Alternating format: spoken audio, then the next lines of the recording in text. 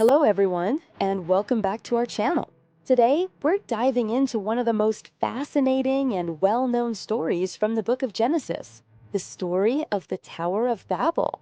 It's a story that's not just about architecture and ambition, but also about communication, human pride, and the origin of the diversity we see in the world today. Imagine a world where everyone, and I mean everyone, spoke the same language. No misunderstandings, no translation apps, no struggling to understand each other on vacation.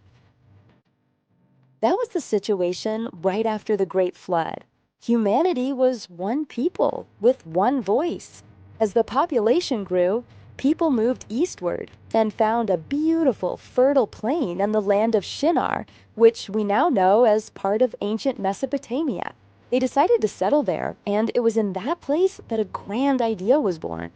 The people said to each other, "Let's build a city with a tower that reaches to the heavens." But why did they want to build such a gigantic tower? The text gives us a few reasons. First of all, they wanted to build a monument for themselves, a way to make a name for themselves. They wanted to be remembered for their greatness and their achievements. They didn't want to just disappear into history. Secondly, and this is crucial, they wanted to stay together. They said, "This way we can prevent ourselves from being scattered over the whole earth." They sought unity and security in their own strength, centered around their own construction. They had developed a revolutionary building technique. They baked bricks in fire and used asphalt as mortar. This was high tech for that time, and it gave them the confidence that they could achieve anything they wanted. The construction began. The city and the tower rose up from the plain, an impressive symbol of human cooperation and ambition. But then something happened. God saw what was going on. He didn't just see the bricks and the asphalt, but looked deeper into the intentions of the human heart. In Genesis, it says that God said, "Look, they are one people and all speak the same language. This is only the beginning of what they will do. Soon, nothing will be impossible for them." This might sound like a compliment, but there's a deeper concern behind it. Humanity's focus was entirely on their own glory, not on their creator. Their unity was based on pride and the desire to be in control of themselves, to be their own God, so to speak.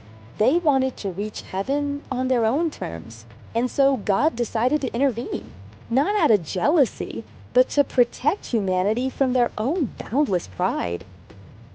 He said, "Let us go down and confuse their language so they will not understand each other anymore." And that's exactly what happened. In an instant, perfect communication was gone. The bricklayer could no longer understand the laborer. The architect could no longer convey his plans. Chaos and confusion replaced harmony and cooperation. The project came to an abrupt halt. People could no longer work together on their grand dream. The construction of the city stopped, and the people, now divided by language, began to group together with those they could still understand. Slowly but surely, these groups spread out across the whole earth, just as God had originally intended. The city, half-built and abandoned, was given the name Babel, which means confusion.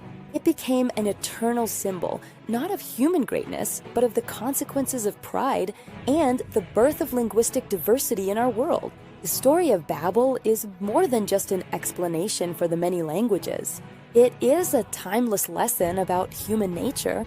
It reminds us that true unity does not come from building monuments to ourselves, but from a shared purpose greater than ourselves.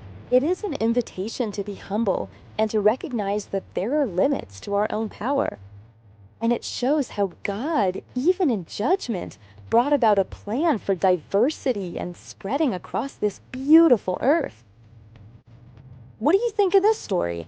Do you see any parallels with our modern world where we also try to reach the heavens with our technology and achievements? Let me know in the comments below. Thank you for watching and listening. If you appreciate this deep dive into biblical stories, don't forget to like and subscribe so you won't miss our next video. See you next time, and God bless.